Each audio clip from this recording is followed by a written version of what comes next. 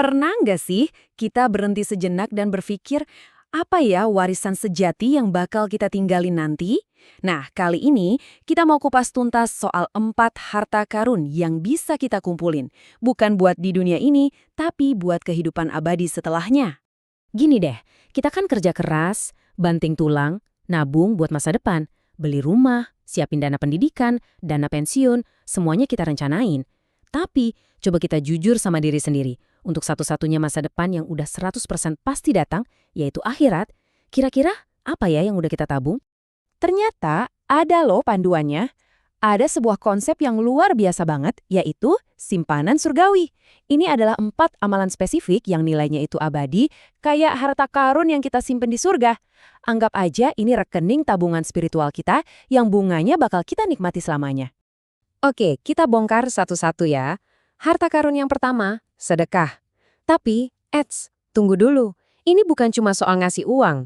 Justru, kuncinya itu ada di gimana cara kita memberikannya. Biar nggak bingung, penting banget buat kita tahu bedanya. Ada zakat, itu yang wajib, ada aturannya. Terus ada infak, ini sukarela tapi biasanya terkait situasi tertentu. Nah, yang paling luas itu sedekah. Ini nggak terikat apapun, bahkan loh, senyum yang tulus ke orang lain aja itu udah dihitung sedekah. Keren kan?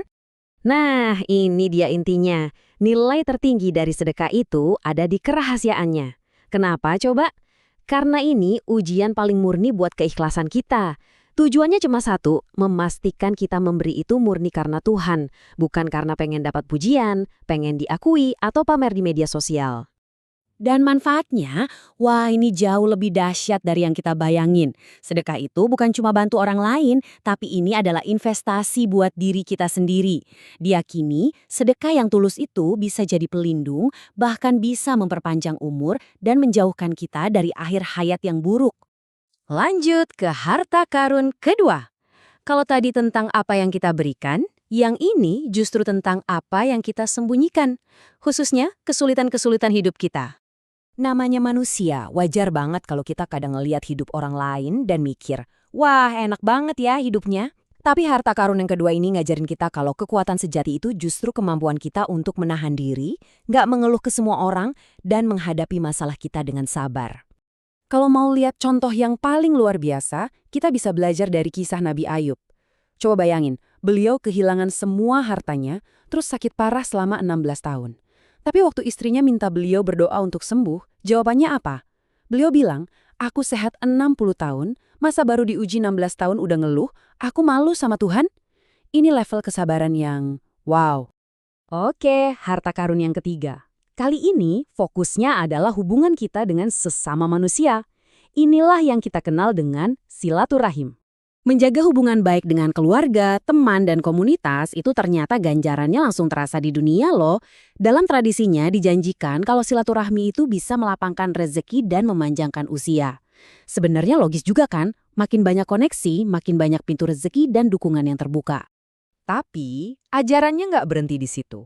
Level berikutnya, kita justru dianjurkan untuk nyambungin lagi tali silaturahmi sama orang yang udah mutusin hubungan sama kita. Berat banget. Tapi disitulah letak nilai mulianya. Jadi orang yang berjiwa besar. Ada contoh nyata soal ini dalam kisah Nabi Muhammad dengan musuhnya Abu Jahal. Abu Jahal ini bikin perangkap lubang buat Nabi, tapi malah dia sendiri yang jatuh ke situ. Apa yang dilakukan Nabi? Bukannya ninggalin, beliau justru balik dan nolongin musuhnya itu. Kebesaran hati yang luar biasa. Dan akhirnya, harta karun kita yang keempat. Yang satu ini bisa dibilang yang paling gampang diakses siapapun kapanpun.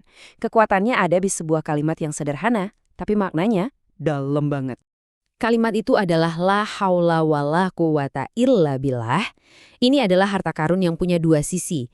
Pertama, ini adalah wirid atau zikir yang berpahala. Kedua, dan ini yang lebih penting, ini adalah cerminan dari kondisi batin kita. Sebuah state of mind. Jadi intinya begini, setiap kali kita mengucapkan kalimat ini, kita tuh lagi ngingetin diri sendiri. Hey, aku ini terbatas, aku bisa berusaha sekuat tenaga, tapi hasil akhirnya, kekuatan sejatinya itu cuma milik Tuhan. Ini adalah penangkal kesombongan yang paling ampuh. Nah, sebagai penutup, ada satu kisah yang menurut saya bisa merangkum semua ide tentang harta karun ini jadi satu perspektif yang benar-benar kuat.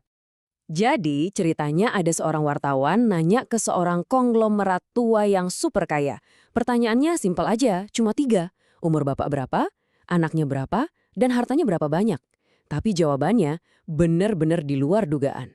Dia nggak jawab pakai angka-angka duniawi.